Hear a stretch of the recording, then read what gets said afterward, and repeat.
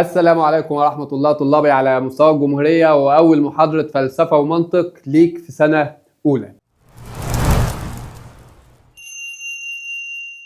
النهاردة إن شاء الله هنبدأ مع بعضينا أول محاضرة، بس ده قبل ما نبدأ المحاضرة مع بعضينا لازم نتعرف كده على شوية حاجات ونظامنا وهنمشي إزاي. مبدئيا إحنا عندنا محاضرة كل أسبوع هتكون يوم الخميس الساعة 8 فلسفة. أسبوع هيكون فلسفة وأسبوع هيكون منطق. في بعض الأسابيع هنضطر فيها لمحاضرتين وأنا هبقى مبلغك قبلها، لكن في الغالب هتكون محاضرة واحدة في الأسبوع اللي هو الخميس الساعة 8.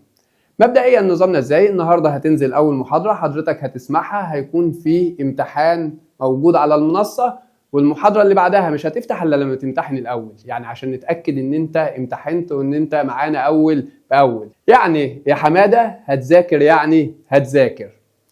ماشي، نرجع مع بعضنا. كمان لازم تعرف ان المنصة فيها كود لولي الامر. يعني ايه كود لولي الامر؟ يعني بابا او ماما هيدخلوا بكود معين هنقوله في الجروبات، تمام؟ هيطمنوا عليك ويعرفوا انت حضرت ولا ما حضرتش، انت حليت امتحاناتك ولا ما حليتش امتحاناتك، ودرجاتك عاملة ازاي. زي ما قلت لك، يعني حمادة هيذاكر، يعني ايه هيذاكر. مبدئيا الفلسفة، انت اول مرة تاخد مادة اسمها الفلسفة والمنطق. ايه هي الفلسفة ديت؟ مبدئيا الفلسفة احنا بنقول كتير البني ادم دوت بيتفلسف. يعني ايه بيتفلسف؟ يعني بيفكر ويقول وجهة نظر. يبقى انا عايزك تعرف ان الفلسفة هي نوع من انواع التفكير السليم اللي بيخليك تفكر تفكير سليم وهتقول وجهة نظر بناء على ادلة وبراهين. يبقى تاني، حد بيتفلسف يعني حد بيقول وجهة نظره اللي هيقولها بناء على ادلة وبراهين. فلسفة جاية من الفكر، من التفكير. حلو الكلام. عشان كده النهاردة أول محاضرة مع بعضينا اسمها إيه؟ اسمها التفكير. أول درس عليك في الفلسفة اسمه التفكير. عايزك تجهز شايك وقهوتك والنوت بتاعتك بقلمك وتعالى. رجعنا مع بعضينا تاني وهنبدأ أول محاضرة. زي ما اتفقنا محاضرة النهاردة بتتكلم عن حاجة اسمها التفكير الإنساني. بص معايا، هنسيب الPDF وهندخل مع بعضينا كده على البورد. هنكتب مع بعضينا إيه هو التفكير الإنساني؟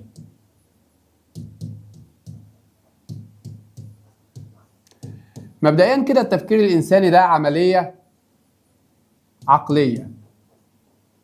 يعني الأداة المستخدمة العقل، نستخدمها عشان نرسم من خلالها خطة أو خريطة لحل مشكلة. تاني، يبقى أنا عندي التفكير عملية عقلية، فكر بواسطة العقل عشان تحل مشكلة أنت تعرضت ليها.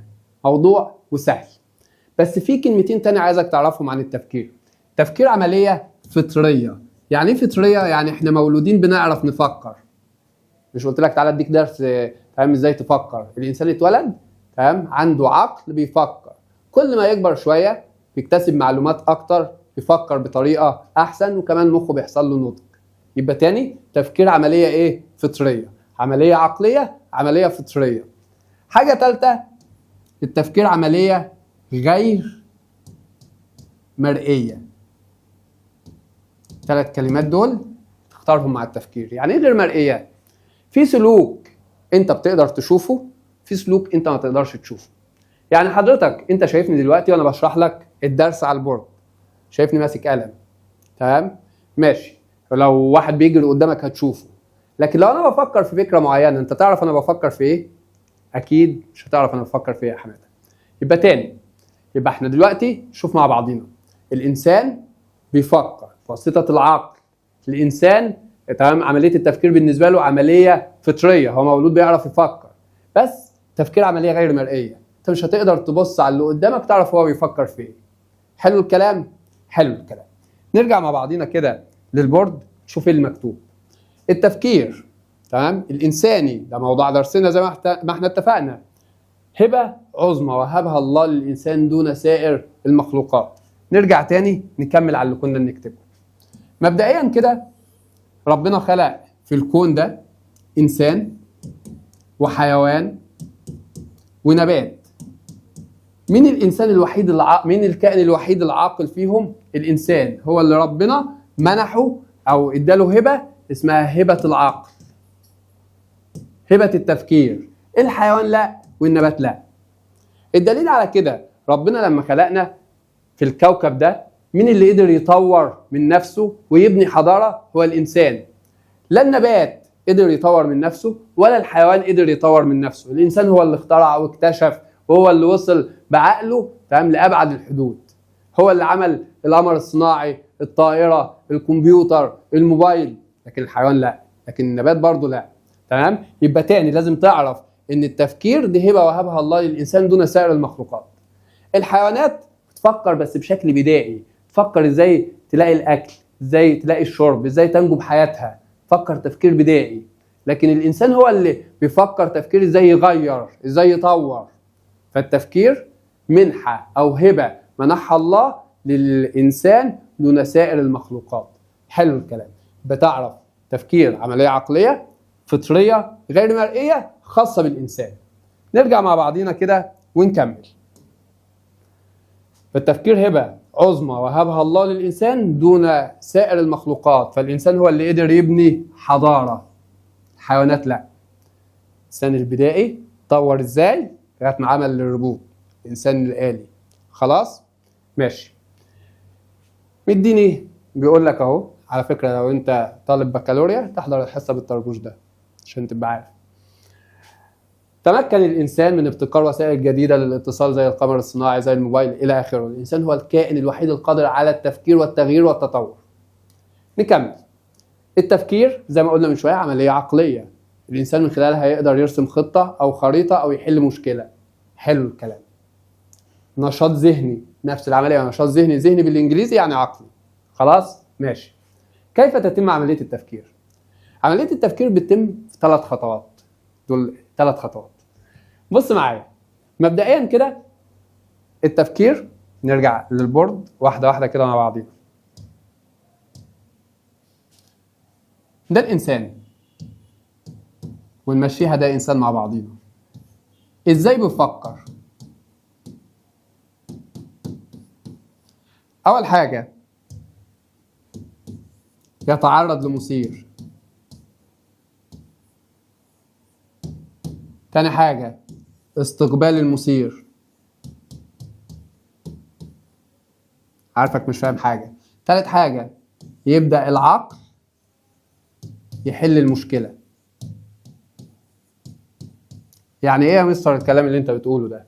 يعني حضرتك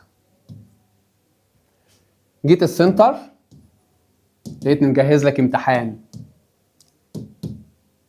ايه ده يا مستر؟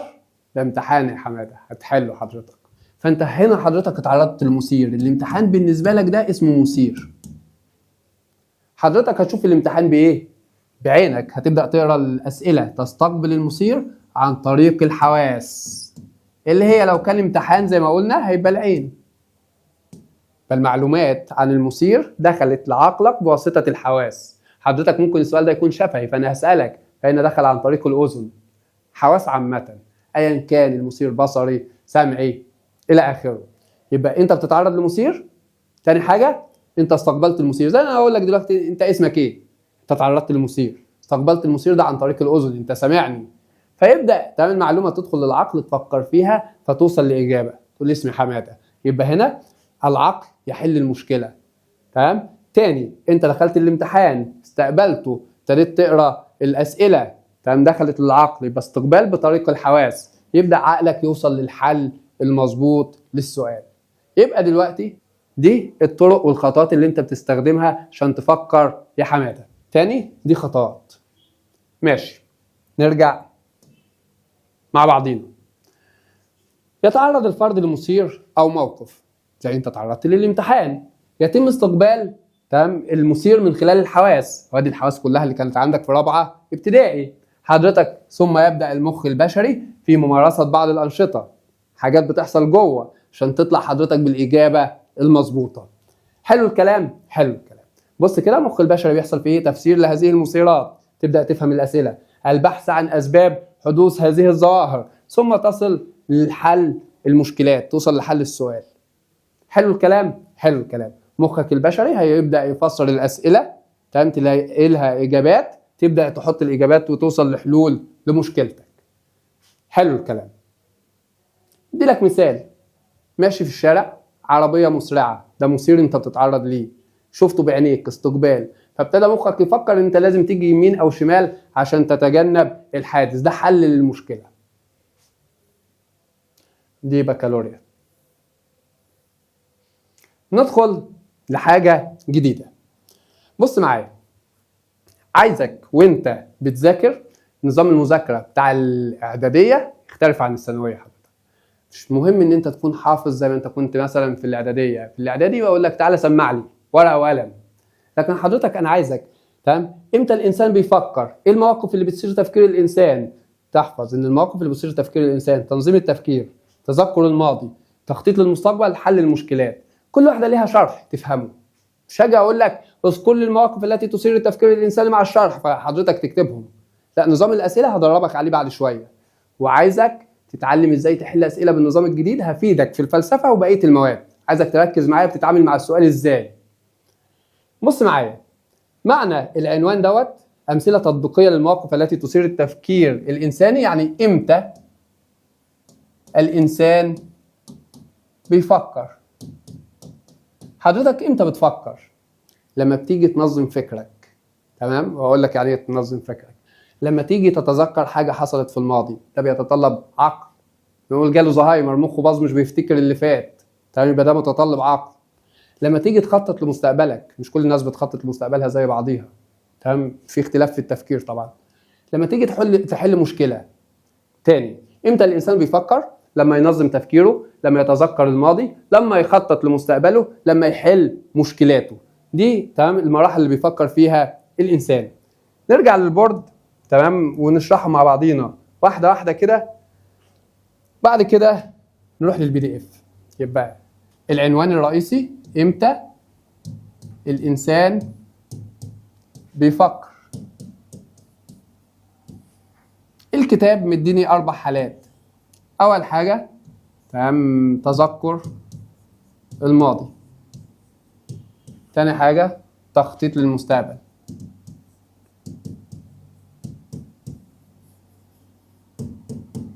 تالت حاجه تنظيم التفكير. رابع حاجه حل المشكلات. عايزك تصحى معايا. تذكر الماضي يعني لما تيجي تحكي لي عن موقف حصل قبل كده.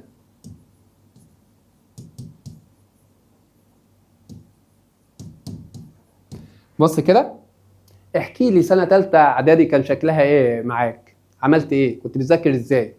حضرتك لما تقعد تسرح في خيالك وتفتكر اللي حصل معاك في تالتة اعدادي وتبدأ تقوله، انت كده تمام فترة السرحان ديت كنت بتفكر.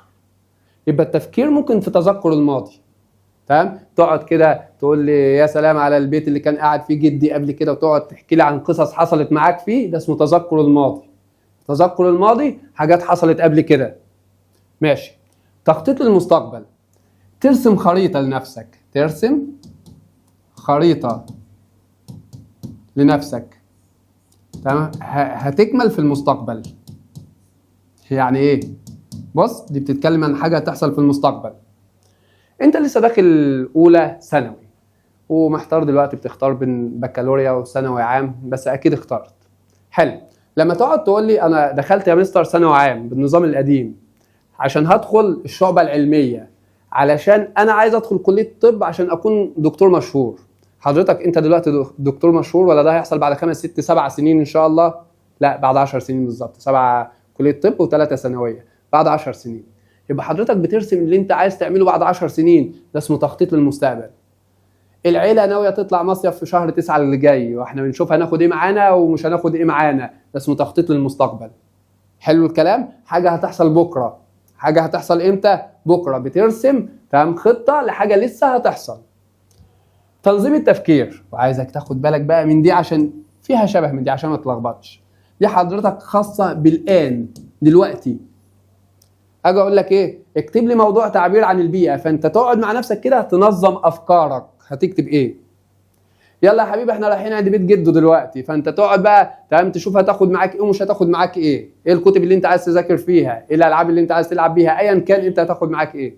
بص، قصب موقف دلوقتي، يلا نروح بيت جده شوف هتاخد معاك ايه، فانت بتفكر بتنظم ايه اللي هتاخده وايه اللي مش هتاخده. حضرتك ده اسمه تنظيم التفكير. يلا نطلع مصيف الشهر الجاي شوف اللي عايزينه، ده اسمه تخطيط للمستقبل.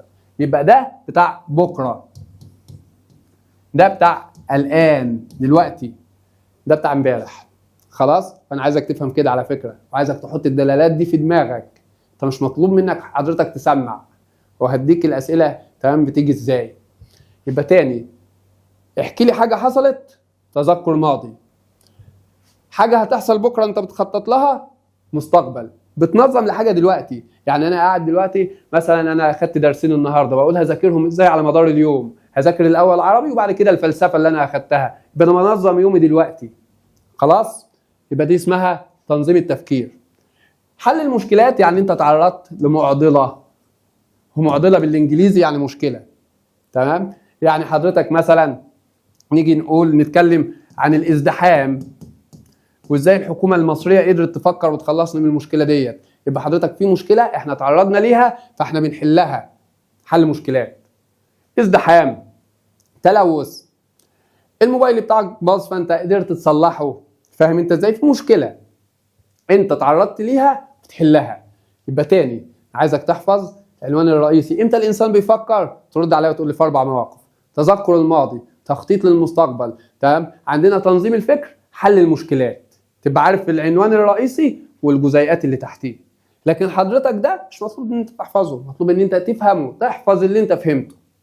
يعني احفظ اللي انت فهمته، اكتبه بصياغتك، تمام؟ واحفظ اللي انت فهمته. اقول لك سؤال مثلا دلوقتي،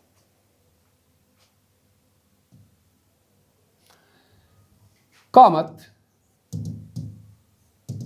الحكومة المصرية بالتغلب على الازدحام ببناء الكباري. ويجي يقول لك ده تنظيم فكر ولا تخطيط للمستقبل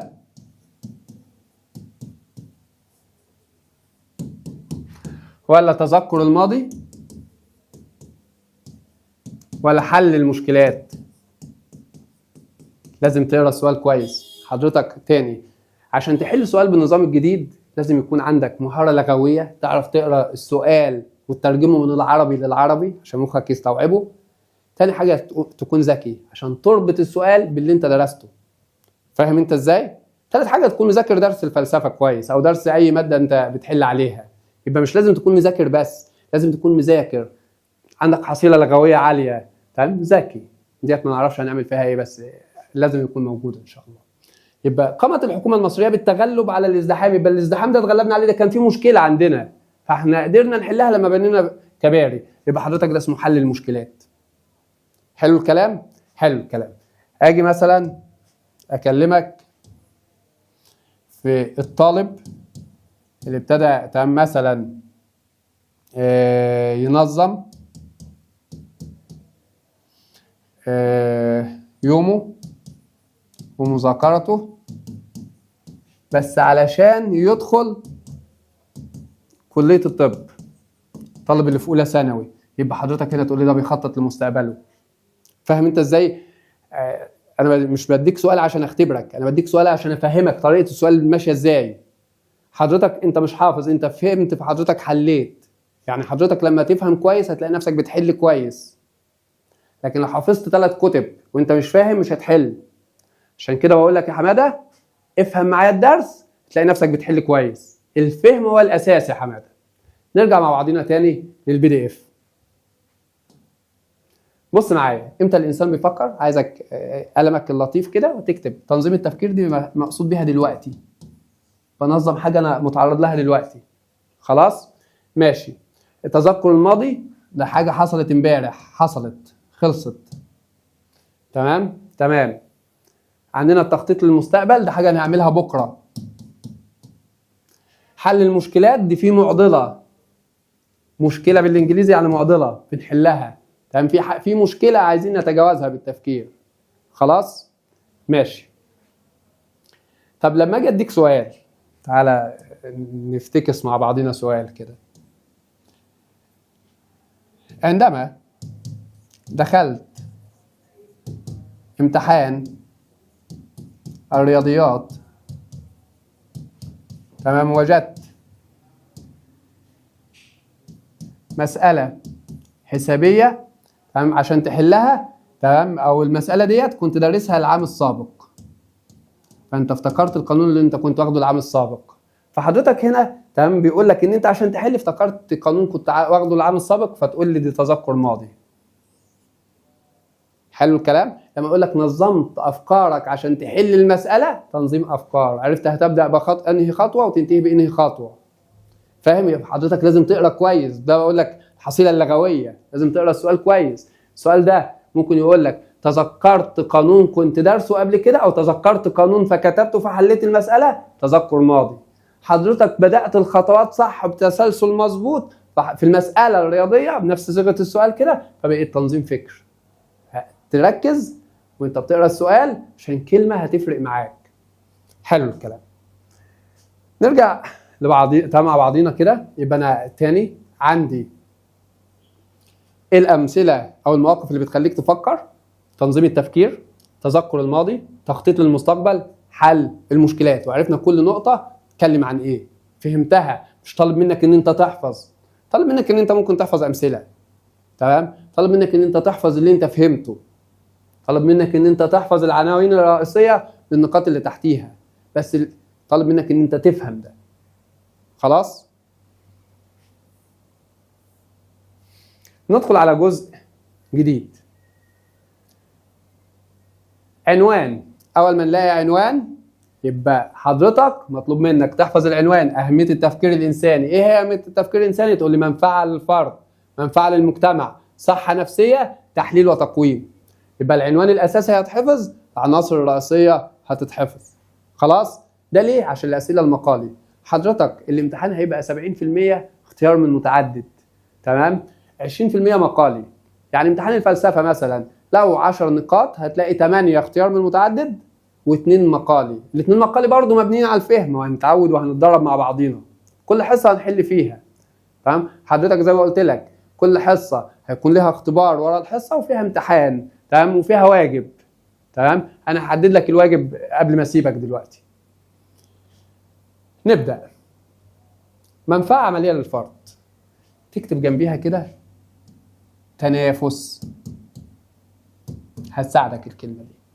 يعني ايه منفعه عمليه للفرد؟ من الاسم كده منفعه عمليه ليا انا كفرد. انا لما افكر اكيد انا كفرد هستفاد. بص الاستفاده من تفكيري عادت عليا، ما قلتلكش احنا، قلت لك انا. يعني ايه؟ يعني حضرتك مثلا رايح عند المستر، والمستر قال لك انا عامل امتحان، والامتحان ده الاول هياخد جايزه، فحضرتك بتفكر ازاي تطلع الاول في الامتحان تمام. دي اسمها اهميه التفكير بالنسبه للفرد تمام، عمليه فرديه او تم المنفعه العمليه للفرد. هنا التفكير هيساعدك ان انت تطلع الاول. انا مدرس اكيد ليا منافسين، عايز اكون نمبر 1. حضرتك ان انا افكر ان انا اكون نمبر 1، فالتفكير هنا فادني انا، فهنا اسمه منفعه عمليه للفرد. بيساعد الفرد ان هو يكسب في التنافس. يكسب في مين؟ في التنافس. عندك محمد صلاح تمام، وان هو مثلا بيفكر ازاي يكون اعلى لاعب كرة قدم مصري، فهو هنا بيفكر ازاي يفيد نفسه. بص كده، يفيد نفسه.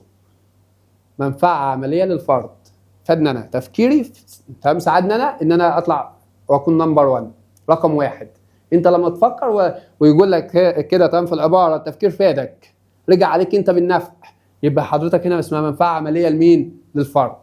يبقى تاني التفكير الجيد يساعد في خوض مجال التنافس ويزيد من فرص تمام النجاح والتفوق. يجي يقول لك بني ادم فكر فوصل لهدفه. بص كده العباره بتكلمك انت تفكيرك وصلك لمنطقه كويسه. حلو حلو. منفعه عمليه للفرد من الاسم، منفعه عامه للمجتمع.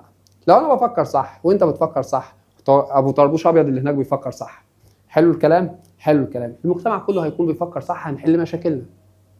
تاني لو كل المجتمع بيفكر صح، المجتمع مش هيكون عنده مشاكل، فهنا الفايدة هتعود لمين؟ للمجتمع. حلينا مشكلة خاصة بالمجتمع، هنا انت اللي فزت، هنا المجتمع اللي فاز. بنفرق ازاي بين منفعة عملية للفرد ومنفعة عملية للمجتمع؟ بقول لك حلينا مشكلة البطالة، هو حضرتك مشكلة البطالة دي فادتنا انا؟ لا، دي فادت المجتمع كله، منفعة عامة.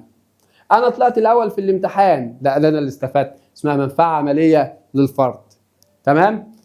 في تدريب الافراد احنا لما نتدرب ان احنا نفكر صح، فكلنا هنفكر صح، فالمجتمع كله هيكون صح الصح. فاهم؟ ماشي. الصحه النفسيه. بص يا حبيبي، تعال نتكلم كده شويه علم نفس. صحه نفسيه، في حاجه اسمها صحه جسديه، يعني انت سليم معافى، لا عندك ضغط ولا عندك سكر ولا عندك الامراض دي، اسمها صحه جسميه. في الصحه نفسيه، لا عندك قلق ولا اكتئاب ولا بارانويا ولا بتكلم نفسك. حلو الكلام؟ حلو الكلام. امتى الانسان بيكلم نفسه؟ امتى الانسان بيكون عنده تمام ما عندوش صحه نفسيه؟ امتى الانسان يكون عنده اكتئاب، يكون عنده قلق؟ انسان بيكون عنده اكتئاب وعنده قلق لما يبقى عنده مشكله مش عارف ليها، مش قادر يوصل ليها الحل.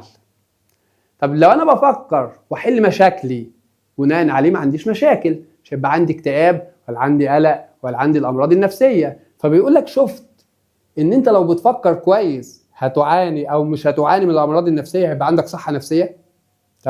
تمام. عايزك تفهم، الانسان هيعيش في سعاده، مش هيكون عنده قلق، مش هيكون عنده اكتئاب، بيقدر يتاقلم. خلي بالك تاني، هتكتب جنبيها كده تاقلم، تكيف. فانا ممكن اتعرض لمشكله بس اتاقلم مع الوضع، مش لاقي لها حل، هموت هنتحر، اتاقلم مع الوضع. فاهم؟ التاقلم والتكيف ده بيساعدك ان انت تعيش في صحه نفسيه. يبقى تاني، انا اترفدت من شغلي، تمام، فرحت شركه جديده فابتديت اتاقلم عليهم، يبقى صحه نفسيه. لو اكلمك عن التاقلم والتكيف، اكلمك عن السعاده، مفيش قلق، مفيش اكتئاب.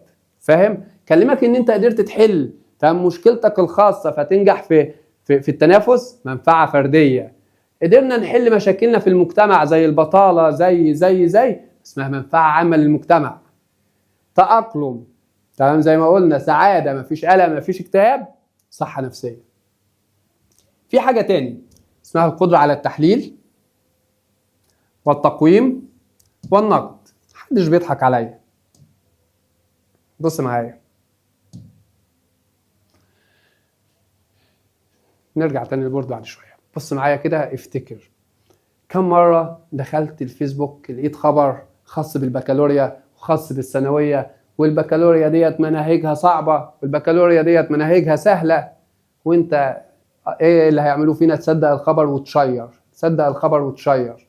حضرتك حاولت تتاكد ان الخبر ده صح ولا غلط؟ تمام. فحضرتك التفكير بيساعدك على التحليل والتقويم والنقد.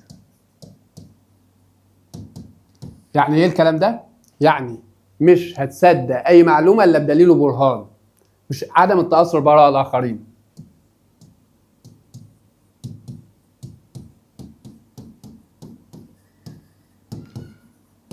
عدم تصديق اي معلومه الا بدليل وبرهان. انا عندي عقل ناقد.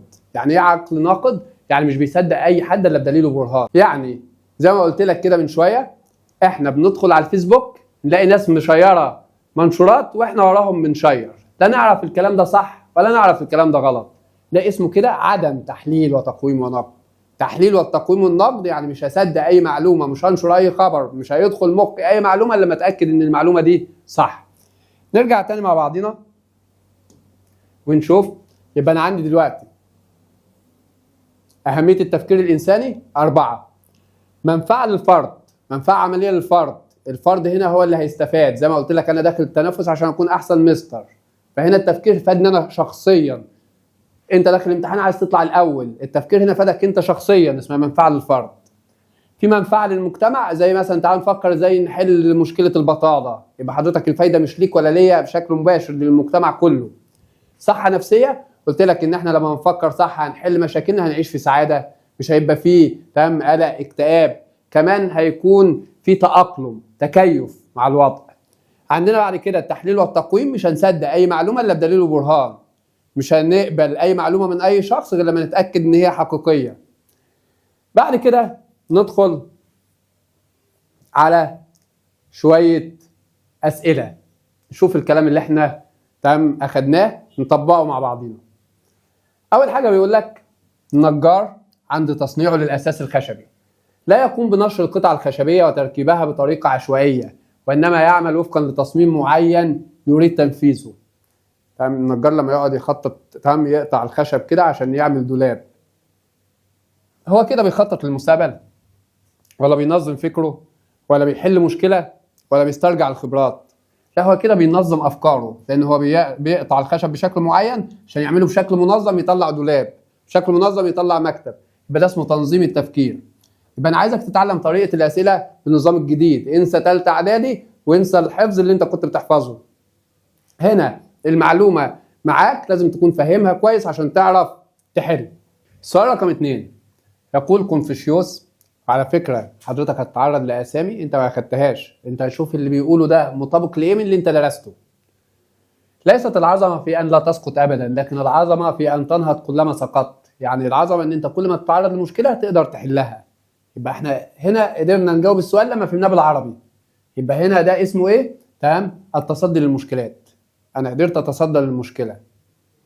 من الاقوال المأثوره الاماكن القديمه بما فيها من احداث تمام قصص للانسان او قصص للانسان. الاماكن القديمه اللي انا رحتها قبل كده بتفكرني وذكريات من الماضي. يبقى حضرتك ده اسمه ايه؟ تمام استدعاء الماضي. هنا كانت الاجابه رقم 1، وانا بنصحك تعمل الاتي. يعني حضرتك استدعاء الماضي دي باينه، حط عليها علامه. كمل مواجهه مشكلات، ترجع انا هنا بحل مشكله ولا انا من الاماكن القديمه بتذكر حاجه حصلت؟ ما تنفعش. تخطيط للمستقبل، هنا ماضي اساسا مفيش مستقبل. تنظيم تفكير، مفيش حاجه انا برتبها دلوقتي. لازم تقرا الاربع اختيارات حتى لو وصلت للصح عشان تتاكد واستبعد. ان القياده تعني دوما القدره على حل المشكلات. اتفقنا مع بعضينا؟ النظام الجديد لازم تكون شاطر في العربي. حضرتك لازم يكون عندك قدره لغويه عشان تعرف تحل السؤال. انت ذكي مذاكر الماده، فهنا لازم تترجم السؤال بالعربي كويس. القياده، قياده يعني انا قائد على مجموعه في ناس هتخليني احل المشكلات. طب المشكلات ديت خاصه بي انا كفرد ولا خاصه بينا؟ خاصه بينا. يبقى حضرتك ديت مش منفعه عمليه للفرد، دي اسمها منفعه عامه. خلاص؟ يبقى هنا قياده يعني في ناس انا قائد عليهم، بنقدر من خلال انا كقائد بقدر احل المشاكل ديت، مشاكل المجموعه، يبقى منفعه عامه. لو قلت لك انا بحل مشاكل الشخصيه كانت اسمها منفعه عمليه للفرد، لكن هنا قياده يبقى منفعه ايه؟ عامه. نكمل. كن متفردا بتفوقك، فالحياه ليست الا رحله لصنع الذات. هنا بقى ما بيتكلمنيش عن المجتمع، بيكلمني عن نفسي. خلاص؟ فديت اسمها منفعه عمليه للفرد. لا فيها صحه نفسيه ولا فيها قدره على التحليل ولا فيها حل مشكلات مجتمع. لا، ده هنا بيقول لك كن متفردا بنفسك، اصنع نفسك. خلاص؟ فديت هنا منفعه عمليه للفرد. من اهم ركائز الحياه المستقره للانسان قدرته على خلق التوازن بين متطلبات الحياه وانشطه البيئه اللي هو موجود فيها. خلي بالك كلمه توازن يعني تكيف، يعني تأقلم. ان انت تقدر تعمل التوازن ده هيساعدك ان انت يكون عندك صحه نفسيه. فاكر في الصحه النفسيه لما قلت لك تمام، لما بكلمك عن التأقلم او اكلمك عن التكيف هتختار صحه نفسيه. لا تكونن إمعة، إذا أحسن الناس أحسنت وإذا أساءوا أسأت. حضرتك لازم يكون ليك رأيك وشخصيتك الخاصة بيك، فدي اسمها قدرة على التحليل والتقويم والنقد. أنا مش ماشي ورا كلام الناس، أنا بمشي بشخصيتي. تمام؟ اللي عايز أعمله كويس بعمله كويس، اللي عايز أعمله وحش بعمله كويس تمام وحش. تمام؟ فحضرتك هنا مش مطلوب مني إن أنا أستنى أكون رد فعل عاملني كويس عشان أعملك كويس، أنا ليا شخصيتي المستقلة. يبقى هنا بيكلمنا عن القدرة على التحليل والتقويم والنقد. ندخل مع بعضينا على شوية أسئلة كمان. ده أسئلة التقييمات اللي هتعرض لها في كتاب الوزارة تمام على أول درس. استدعائك للقواعد النحوية لحل سؤال الإعراب في امتحان اللغة العربية. حضرتك لما تقعد تتذكر اللي أنت درسته قبل كده عشان تحل سؤال نحو، يبقى ده اسمه إيه؟ تصدي للمشكلات. سوري تمام، ده اسمه إيه؟ تمام تذكر الماضي أو استدعاء الخبرات. خلاص؟ انت بتفتكر حاجه اخدتها قبل كده، يبقى ده اسمه تذكر ماضي. تذكر ماضي ما لقيتهاش زي ما هي استدعاء خبرات، يعني انت بتستدعي خبرات من السابق، يبقى دي تترجمها كده تذكر الماضي. تاجر لخسائر ماليه، ولكي يواجه هذه المشكله قام بخطوات تمام كعمل الكثير من الدعايه والخصومات على السلع التي يبيعها لكي يزيد من ارباحه.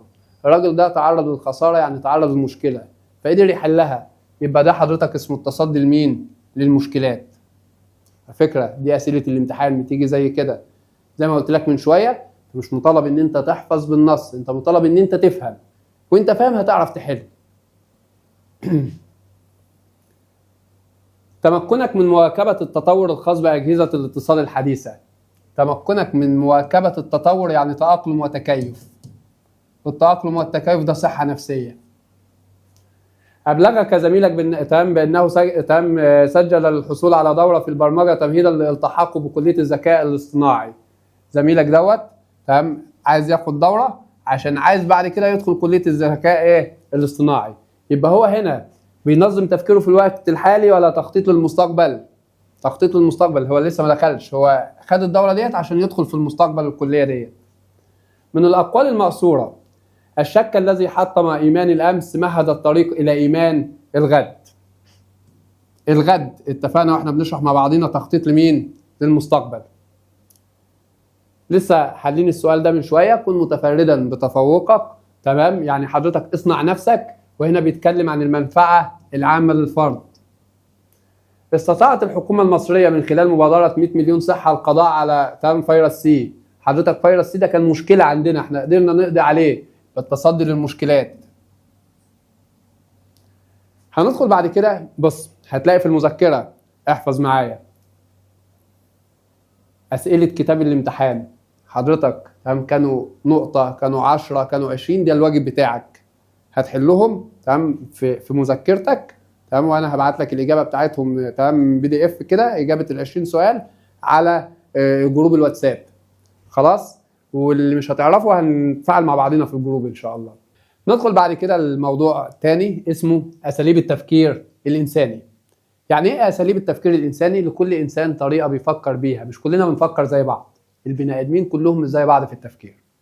عندنا في حاجة اسمها أسلوب خرافي، في حاجة اسمها أسلوب ديني، في حاجة اسمها أسلوب علمي، في حاجة اسمها أسلوب فلسفي. تعالوا نرجع للبورد كده مع بعضنا. أول حاجة ادي أساليب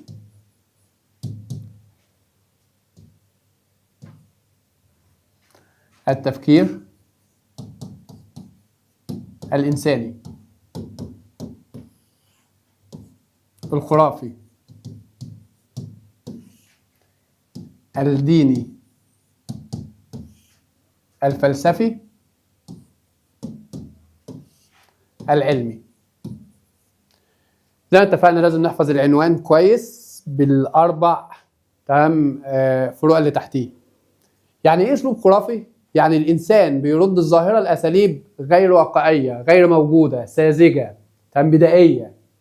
يعني ايه؟ يعني مثلا نلاقي واحد جاب درجه وحشه في الكيمياء يقول لك انا كان معمول لي عمل. تمام، يبقى ده اكيد مش اسلوب ايه؟ صحيح يا مستر عمرو. يبقى تاني لما نيجي نشوف مع بعضينا هنرد الكلام هنا للخرافات، الاعمال، السحر. واحد يعلق خرزة زرع عشان تجيب له الرزق، مفيش الكلام ده.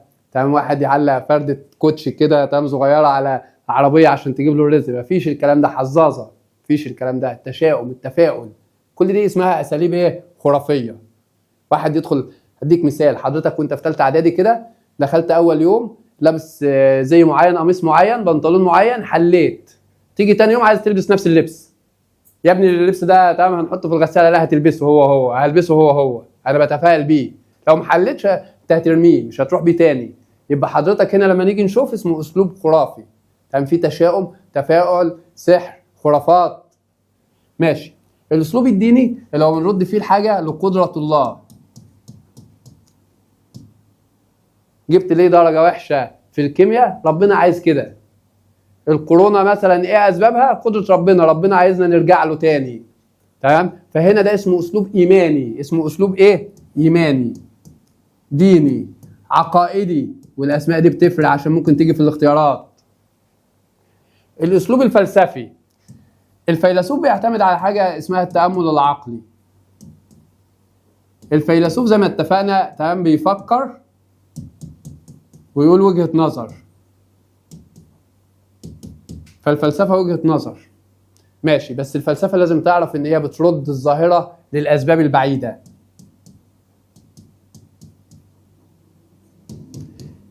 يعني ايه الأسباب البعيدة أو الأسباب الأولى؟ يعني حضرتك مثلا وانت في ثالثة إعدادي لو جبت درجة وحشة في الإنجليزي، فاحنا مش هنقول ان انت كنت بتاخد عند مستر في ثالثة إعدادي مش بتفهم منه، هنرجع نجيب الموضوع من جذوره. ايه الموضوع من جذوره؟ هنرجع لاولى ابتدائي، ازاي الميس اللي اديتك في الفصل كرهتك في الماده. يبقى احنا جبنا الموضوع من جذوره. دي اسمها الاسباب الاولى او الاسباب البعيده. يبقى الفلسفه تحب تجيب الموضوع من جذوره. تمام؟ اسمها الاسباب البعيده او الاسباب الاولى زي ما قلنا. تمام؟ الديني ده بنرد الظاهره لقدره الله عز وجل. تمام؟ ده اسمه ايماني عقائدي. الخرافي او البدائي اللي هو بننسب الظاهره لاشياء خرافيه. الأعمال، السحر، الشعوذة، التفاؤل، التشاؤم. طب الأسلوب العلمي ده بتاع التجارب، العلماء. والعلم دايما بيرد الظاهرة للأسباب القريبة أو العلل القريبة. يعني إيه؟ يعني حضرتك تمام نيوتن لما شاف التفاحة بتسقط قال لك بسبب الجاذبيه، جاب اول سبب، ما راحش بقى يبحث ايه اللي خلى فيه جاذبيه ونشوف اسباب الجاذبيه تمام الاولى او ظهرت ليه. تمام؟ هو بيجيب السبب القريب. تمام؟ لكن الفلسفه بترجع للموضوع من جذوره. خلاص؟ يبقى تاني انا عندي اساليب التفكير كم اسلوب؟ 4. او الاسلوب الخرافي، احفظ ليه اسامي تاني ممكن تلاقيها في الاختيارات: بدائي، ساذج. خلاص؟ تمام؟ وده ايه الاسلوب دوت؟ زي ما قلنا اللي فيه التشاؤم، الحسد، السحر، الاعمال. تاني الاسلوب الديني قدرة الله عز وجل، كل حاجة بنرجعها لقدرة ربنا. تمام؟ الفلسفي الاسباب البعيدة، بنجيب الموضوع من جذوره. تمام؟ تأملي، عقلي، تحفظ الاسامي دي لان ممكن في الاختيارات ما تلاقيش كلمة فلسفي، تلاقي كلمة تأملي او عقلي. العلمي، العلم اللي هو العلماء بتوع المعامل والتجارب. تمام؟ تعالوا نشوف كان ايه اسباب الكورونا، فنجيب الفيروس ونعمل عليه تمام ابحاث في المعمل نوصل لسبب مباشر. لكن الفيلسوف هيقعد يقول وجهات نظر عن الكورونا. تمام؟ اللي هيستخدم الاسلوب الديني هيقول لك الكورونا ديت تمام ربنا جابها عشان نتقيه ونرجع نصلي ونرجع تمام نعبد ربنا كويس. تمام؟ الخرافي هيقول لك اتحسدنا. خلاص؟ يبقى هنا عندنا لما نيجي نشوف اساليب التفكير 4. بص معايا. الاسلوب الخرافي، خرافي، ساذج، غير منطقي، بدائي، غير علمي. تمام؟ امثلته زي ما احنا قلنا. تمام؟ هتلاقي حسد، هتلاقي اعمال، هتلاقي شعوذه. الاسلوب تمام الديني قدره الله، وهتلاقي كلمه ايماني، عقائدي، روحي، دي اسماء ممكن تيجي مكان الديني في الاختيارات. الاسلوب الفلسفي اسماءه الثانيه تاملي، عقلي، تحليلي، كلي، شامل. خلاص؟ ولازم تعرف ان ممكن نقول برضو بيرجع للعلل، يعني الاسباب البعيده، يعني الظاهره من جذورها. العلمي العلل القريبة، ده اسم تاني. تمام؟ العلم بيدرس الأشياء المادية اللي نقدر نشوفها جزئي، هناخد الكلام ده بالتفصيل. بص كده بيوصل للأسباب المادية المباشرة، ده معنى كلمة العلل القريبة، أسباب مباشرة. لكن الفلسفة بتحب تجيب الموضوع من جذوره، اسمها علل بعيدة. ماشي. عندنا بعد كده شوية أسئلة وهنختم بيها الحلقة. تمام؟ ده آخر جزء هناخده النهاردة. من أقوال أرسطو: الحكمة هي التجربة. التجربة هنا بيتكلم عن أسلوب علمي. مضاف إليها التأمل العقلي. التأمل العقلي ده فلسفي، فلما نيجي نختار هنلاقي العلمي والفلسفي. من البشر من يرتفع تفكيره عن مستوى الأشياء المادية الملموسة بحيث يصل إدراكهم إلى مستوى المعاني والمبادئ الأولى. كلمة مبادئ الأولى يعني علل بعيدة، واحنا اتفقنا ان علل بعيدة يعني ايه؟ يعني فلسفي. تعالوا نشوف الاسماء: ايماني عقائدي اللي هو ديني، التأمل العقلي اللي هو فلسفي، البدائي الساذج اللي هو خرافي، الحسي التجريبي اللي هو التجريبي. يبقى انت ممكن تلاقي الاختيارات عايزه ترجمه، فاحنا عرفنا ان اللي فوق ده يعني فلسفي، فين اللي هو التأمل العقلي؟ اخترت. يقول لورانس: الشيء المهم في العلم ليس الحصول على حقائق جديدة بقدر ما هو اكتشاف طرق جديدة للتفكير فيها. بص معايا، ده احنا ما درسناهوش، يعني احنا ما اتكلمناش عنه في المنهج، بس لازم تبقى عارف ان الطرق الجديدة يعني ابداع. خلاص، يبقى هنا العلماء والمبدعين. خلاص، طرق جديدة يعني مبدعين. احنا هنقف مع بعضينا عند الجزء ده، مش هناخد واجب على الجزء ده لان هبدأ بيه المحاضرة من تاني، ندخل بعد كده على الدرس الجديد. وعشان اول حصة واول محاضرة ما اطولش عليك، مطلوب منك حضرتك تحل الواجب اللي قلناه ال 20 نقطة بتوع كتاب الامتحان اللي موجودين في مذكرتك. تمام؟ مطلوب منك بعد ما هتسمع المحاضرة هتلاقي موجود على طول كده امتحان في المنصة على الجزء اللي احنا اخدناه. تمام؟ الامتحان ده درجته هتوصل لولي الامر، حضرتك لازم تحله، لان لو ما حلتوش المحاضرة الجديدة مش هتفتح. انت لازم تدخل الامتحان ده تجيب درجة عشان المحاضرة الجديدة تفتح. فهتحل يعني هتحل. خلاص؟ اشوفكم على خير ان شاء الله الاسبوع القادم. كن مذاكر حصتك، مستنيني في نفس الميعاد ان شاء الله. مع السلامة.